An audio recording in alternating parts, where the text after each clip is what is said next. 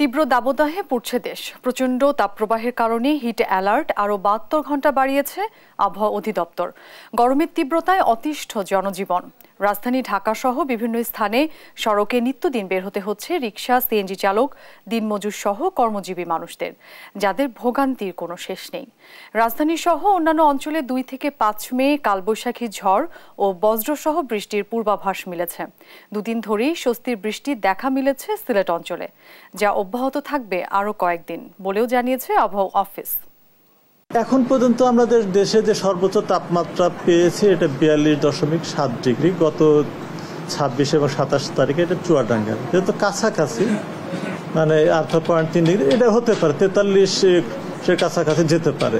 তার এখনই তো ৪৩-এর কাছাকাছি, ৪২.৭ এটা ক্রস করতে পারে, মানে করবে এটা বলা যাচ্ছে, তবে করার সম্ভাবনা আছে।